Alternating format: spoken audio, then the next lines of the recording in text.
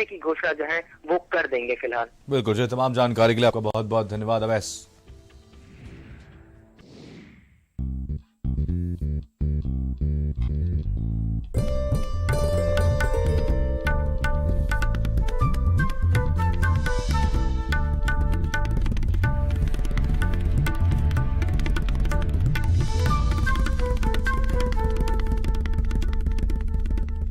नमस्कार, स्वागत है आप सभी का दिन भर दिल्ली में। मैं हूं आपके साथ मनीष असफाल। बुलेटिन में बात प्रदेश पुलिस के नए मुखिया की करेंगे, फिर बताएंगे कि आखिर क्यों आधी रात को पुलिस शायर मुनव्वर राणा के घर पर जा धमकी, बात जिला पंचायत के जंग की करेंगे और बताएंगे कि कौन है किस पर भारी और कितनी है प्रशासन की तैयारी। फिर बात भीम आर्मी के मिशन 2022 की करेंगे और बताएंगे कि क्या है उनका प्लान, और साथ ही बात शव के लिए सौदेबाजी की करेंगे और फिर बात एक मां की करेंगे जो बिटिया की तलाश में दर दर भटकने को मजबूर है।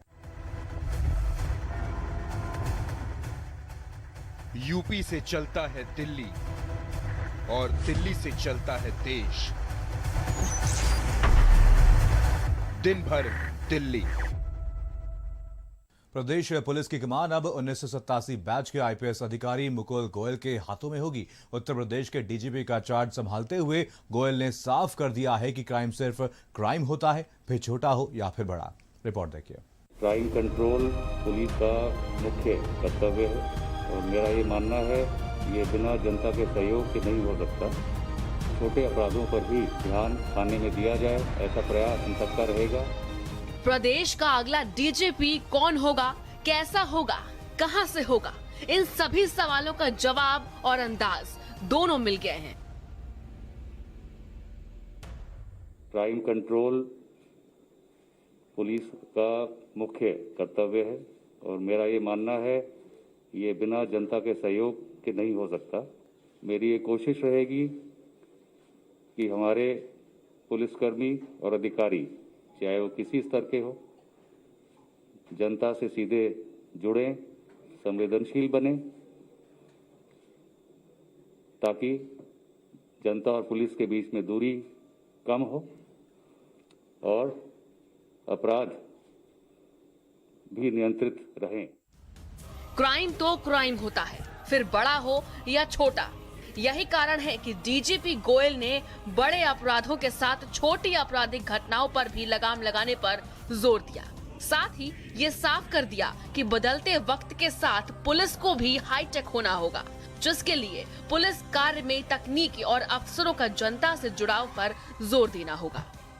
ये छोटे अपराधों पर भी ध्यान थाने में दिया जाए, ऐसा प्रयास हम सबका रहेगा। मैं ये भी चाहूँगा कि हमारे सभी अधिकारी फील्ड में अधिक से अधिक जाएं और जो पुलिसकर्मी कार्य कैसा कर रहे हैं ये देखें। खड़गपुर से आईआईटी की पढ़ाई, 1987 में भारतीय पुलिस सेवा में शामिल, मेरठ में कप्तान और डीआईजी रहे, मेरठ के एसएसपी से प्रमोट होकर डीआईजी बने, केंद्र में आईटीबीपी, बीएसएफ और एनडीआरएफ में सेवाएं दी, रेलवे सीबीसीआईडी पद पर तैनात रहे, अखिलेश सरकार में एडीजी एलओ रहे। वर्तमान में भारत सरकार में एडिशनल डीजी ऑपरेशंस बीएसएफ के पद पर तैनात थे। वैसे तो मुकुल गोयल मूल रूप से उत्तर प्रदेश के शामली जिले के रहने वाले हैं, लेकिन मुजफ्फरनगर में नई मंडी के पैतृक आवास पर खुशियों का माहौल है। मुकुल गोयल की मां का कहना है कि वो बहुत मेहनती हैं और हम सब उनकी तरक्की पर खुश हैं। अच्छा लग रहा है, जैसे ही माँ बाप को लगना चाहिए। अच्छा लग रहा है, अपना देश की सेवा करेगा, अभी तक करता आ रहा, आगे भी करेगा। जैसा उससे बहुत मेहनती है, बहुत सीरियस है, हर चीज़ में सीरियस है और व्यवहार तो उनका बहुत अच्छा। सबसे कभी उन्होंने छोटा बड़ा नहीं समझा। कोई हो उनका मतलब काम करने वाले उनके अंडर में हो, उनके घर में काम करने वाले को, सबसे उनका व्यवहार हमेशा अच्छा रहता है। सबसे, सारे परिवार से, सारे संबंधियों से, सबसे उनका व्यवहार बहुत अच्छा है। कुशल कार्यशैली और जिम्मेदारी के साथ लंबे समय तक प्रदेश के कई जिलों की कमान का अनुभव मौजूदा समय में दी गई जिम्मेदारी में काफी मददगार साबित होगा। तमाम बड़े चैलेंज हैं नए डीजीपी के सामने। 2022 का विधानसभा चुनाव की बात करें या मौजूदा वक्त जो पंचायत का जो चुनाव चल रहा है उसको लेकर के भी तमाम सवाल खड़े हो रहे हैं पुलिस और प्रशासनिक अमले पे। तो चुनौतियां कम नहीं हैं, लेकिन अब देखना होगा कि अब डीजीपी जो है किस तरह कैसे जो है काम करते हैं। दिलीप सातन को हमारा समाचार लखनऊ में शायर मुनव्वर राणा के घर पर पुलिस पहुंची थी, जिसके बाद मुनव्वर राणा की बेटी फौजिया राणा ने वीडियो जारी किया और कहा कि हम लोगों को परेशान किया जा रहा है, जबकि पुलिस का कहना है कि मुनव्वर के बेटे के लिए दस्तक दी गई थी। देखिए रिपोर्ट। हम लोगों को बहुत परेशान किया जा रहा है, मेरे बीमार पापा को परेशान किया जा रहा है। रात का 12:30 बज रहा है तो ये पुलिस आई है। एक्सक्यूज मी, आप अंदर कैसे आए? अंदर लेडीज हैं, एटलीस्ट आप बेल बजा के आएंगे ना अंदर। ये आपका वे अंदर आने का। लेकिन सब गुंडागर्दी कर रहे थे। अगर मैं मर जाऊं तो ये जो पुलिस वाले सब आए थे उसमें सब एक्यूज होंगे। मोहल्ला शांत था। परिवार के साथ मशहूर शायर मुनव्वर राणा घर में सो रहे थे कि आधी रात लखनऊ पुलिस दरवाजा खटखटाती है और अंदर घुस जाती है। अचानक से यूं पुलिस का आना घर वालों को हैरान कर गया। अंदर लेडीज हैं, एटलीस्ट आप बेल बजा के आएंगे ना अंदर। ये आपका वे अंदर आने का। राणा और राणा की बेटी ने पुलिस से कई सवाल किए, कारण जानना चाहा, लेकिन पुलिस ने कुछ भी बताने से इनकार कर दिया और सिर्फ घर की तलाशी लेती रही। आप बिना अलाउ करे आप अंदर को किसने आने दिया आपको? एक्सक्यूज मी, आप अंदर कैसे आए? पुलिस ने जब कुछ भी बोलने से इनकार कर दिया तो राणा की बेटी और कांग्रेस नेता फौजिया राणा ने प्रशासन पर बदले की कार्रवाई का आरोप लगाते हुए एक वीडियो जारी किया और कहा कि उनके परिवार को परेशान किया जा रहा है, डराया जा रहा है। हम लोगों को बहुत परेशान किया जा रहा है, मेरे बीमार पापा को परेशान किया जा रहा है। ये प्रशासन बदला ले रही है मेरे पापा से और हम लोगों को इस तरह से परेशान किया। मेरी माँ बहुत पर्दे नशीन खातून है, इस तरह से पूरी फोर्स मेरे घर में घुस गई, बेडरूम तक चली गई। प्लीज आप सब जो भी ये वीडियो देखे हमें सपोर्ट कीजिए। वही मुनव्वर राणा इस पूरे मामले को पुलिस की गुंडागर्दी बता रहे हैं। राणा का कहना है कि मुझे बाहर बैठा दिया गया, सबका रास्ता रोकना, न मीडिया और न वकीलों को आने देना, ये सरासर गुंडागर्दी नहीं है तो क्या है? पूरी सफेद गुंडागर्दी, पूरे घर में इधर पूरा रास्ते रोक दिए, ना मीडिया को आने दिया, ना वकीलों को आने दिया, सरासर गुंडागर्दी। ऐसा मुनव्वर राणा इस बिकरू कांड। तो ठीक है, इनमें से कोई मुझे मार भी देता और न भी मारे तो जिन हालात में मैं हूँ मैं मर जाऊंगा मैं। लेकिन अगर मैं मर जाऊं तो ये जो पुलिस वाले सब आए थे उसमें सब एक्यूज होंगे। क्या जो देश का कानून और संविधान आपको एफआईआर कराने का अधिकार देता है तो आपके भतीजों को भी निष्पक्ष जांच का अधिकार नहीं देता है? इतना दोहरापन क्यों मुनव्वर राणा जी? उनके घर पर किसी भी प्रकार की कोई भी अपमानजनक बर्ताव किसी भी महिला सदस्य या किसी अन्य सदस्य के साथ नहीं किया गया है। दरअसल इस पूरे आरोप और तलाश के पीछे की असली वजह है ये सीसीटीवी फुटेज, जिसमें कुछ बदमाश मुनव्वर राणा के बेटे तबरेज राणा पर दिन दहाड़े फायरिंग कर फरार हो जाते हैं। जिसकी जांच कर रही पुलिस का कहना है कि जमीन विवाद के कारण अपने चाचा को फंसाने के लिए मुनव्वर राणा के बेटे तबरेज राणा ने ही फायरिंग का सारा खेल रचा था। ऐसे में उसकी तलाशी के लिए दस्तक दी गई थी। जो मेन दो साजिश करता है वो पकड़े गए हैं, जो शूटर्स हैं वो पकड़े गए हैं, जो मोटरसाइकिल चला रहा था वो पकड़े गए हैं और उन सभी के बयान हमारे पास मौजूद हैं। 4 लोगों को गिरफ्तार कर लिया गया है, जिसमें ये 2 शूटर्स सतेंद्र और शुभम हैं। साथ ही में प्लानिंग करने वाले हलीम और सुल्तान है। तबरेज आज के डेट में हमारे यहाँ से वांछित है, जिसे गिरफ्तारी करने के प्रयास किए जा रहे हैं। जल्द से जल्द उसकी भी गिरफ्तारी की जाएगी। निकलने ही नहीं देती है अश्कों से मेरी आंखें कि ये बच्चे हमेशा माँ की निगरानी में रहते हैं। मशहूर शायर मुनव्वर राणा की ये लाइनें आज उन्हीं के ऊपर सटीक बैठती नजर आई। भारत समाचार के लिए सौरभ शुक्ला की रिपोर्ट। सब गुंडागर्दी कर रहे थे। अगर मैं मर जाऊं तो ये जो पुलिस वाले सब आए थे उसमें सब एक्यूज होंगे। विधानसभा से पहले ही प्रदेश की राजनीतिक सरगर्मियां काफी तेज हो गई हैं और नामांकन के बाद से ही जिला पंचायत सदस्य चुनाव सपा और बीजेपी के लिए साख का सवाल बन गई है। कैसे, देखें इस रिपोर्ट में। पंचायत में किसका परचम?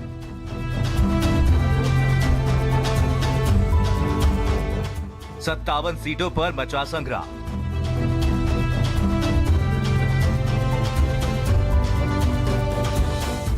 बीजेपी सपा में सीधी टक्कर। पंचायत में किसका परचम लहराएगा, इसका काउंटडाउन शुरू हो गया है। 3 जुलाई को इसका फैसला हो जाएगा। प्रदेश में जिला पंचायत अध्यक्ष पद के चुनाव में सियासी दिग्गज नेता अपने अपने राजनीतिक गढ़ को बचाने के लिए जोड़ तोड़ और सियासी गणित बैठाने में जुटे हैं, जबकि नामांकन के दौरान विवाद और हंगामा देखने को मिला।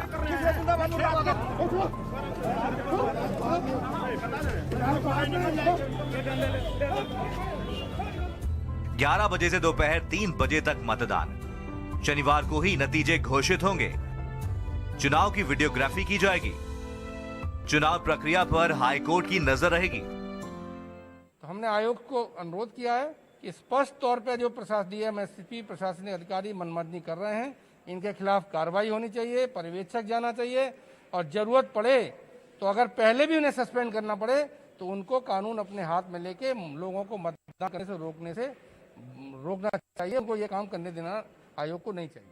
दरअसल यूपी में अगले साल विधानसभा चुनाव होने हैं, जिसके चलते जिला पंचायत अध्यक्ष के चुनाव को 2022 का सेमीफाइनल माना जा रहा है और इसी के चलते राजनीतिक जिला पंचायत पर काबिज होने के लिए हर संभव कोशिश में जुटी हुई है। सूबे के जिन 53 सीटों पर शनिवार को वोटिंग होनी है, उन पर ज्यादातर बीजेपी और सपा के बीच सीधी टक्कर है और इनमें से 37 जिला पंचायत सीटें ऐसी हैं जहां पर सिर्फ 2-2 उम्मीदवार ही चुनावी मैदान में हैं। दोनों ही दल के नेता अपनी अपनी जीत के लिए जोड़तोड़ में जुटे हुए हैं। उन्नाव की बात करें, कलेक्ट्रेट में सभी तैयारियां पूरी कर ली गई हैं। दिनांक 3 जुलाई को अध्यक्ष जिला पंचायत का निर्वाचन होना है। मतदान की तिथि है। निष्पक्ष और शांतिपूर्वक चुनाव संपन्न कराने के लिए सभी तैयारियां पूर्ण कर ली गई हैं और दिनांक 3 जुलाई को निष्पक्ष शांतिपूर्वक चुनाव। उधर बरेली में भी पुलिस और प्रशासन जोर शोर से तैयारियों में जुटा है और जिले में सदस्यों की संख्या 60 है, जिसमें समाजवादी पार्टी के पास 26 सदस्य हैं, वहीं बीजेपी के 15 सदस्य हैं, बीएसपी के 6 सदस्य हैं और एक प्रगतिशील समाजवादी पार्टी और 12 निर्दलीय सदस्य मैदान में हैं। ब्यूरो रिपोर्ट, भारत समाचार। हम लोगों ने पूरी व्यवस्था कर ली है। कल 11 बजे से लेकर 3 बजे तक मतदान की प्रक्रिया होगी, तत्पश्चात मतगणना की प्रक्रिया होगी। तो उसके लिए पूरे सुरक्षा व्यवस्था कर ली गई है। मजिस्ट्रेट की ड्यूटी लगा दी गई है, पुलिस की भी ड्यूटी हर एक एंट्री पॉइंट्स पे लगा दिए गए हैं और हम लोग बेहतर तरीके से चुनाव संपादित कराएंगे। सर, कुछ हेल्पर्स भी रखे गए होंगे, किस तरह से उन्हें क्या पैरामीटर्स होते हैं? कैसे वो जो मानक है उसके अनुसार हम लोग कार्रवाई करते हैं, सीएमओ से रिपोर्ट देते हैं और तदनुसार जो भी उपयुक्त होते हैं उसकी कार्रवाई करते हैं। प्रदेश में कल जिला पंचायत अध्यक्ष चुनाव को लेकर वोटिंग होनी है। वहीं बरेली में भी तैयारियां पूरी कर ली गई हैं। पुलिस प्रशासन और प्रशासन ने अपनी कमर कस ली है। जहां समाजवादी पार्टी और भाजपा के बीच सीधा मुकाबला है। समाजवादी पार्टी के पास जिले में सर्वाधिक जिला पंचायत सदस्य हैं, वहीं भाजपा के पास 15 जिला पंचायत सदस्य हैं। जीत की कुंजी निर्दलियों के हाथ है। अब देखने वाली बात ये होगी कि आखिर कल जिला पंचायत के सर का ताज समाजवादी पार्टी या भाजपा में से किसके सर सजता है। फिलहाल दोनों ने अपनी अपनी जीत का दावा किया है और भाजपा और समाजवादी पार्टी ने इस जिला पंचायत अध्यक्ष की सीट को जीतने के लिए अपनी नाक का सवाल बना लिया है। दोनों ही पार्टियों ने जिला पंचायत अध्यक्ष के लिए पूरी ताकत झोंक दी है। कैमरामैन नितिन के साथ दीपक शर्मा, भारत समाचार, बरेली। सत्यमेव जयते। समाज को आगे बढ़ाने और सत्ता तक पहुंचाने के लिए आजाद समाज पार्टी के अध्यक्ष ने पश्चिमी यूपी में एक यात्रा शुरू की है। चलिए जानते हैं क्या है यात्रा का मकसद और कहां-कहां होगा पड़ाव।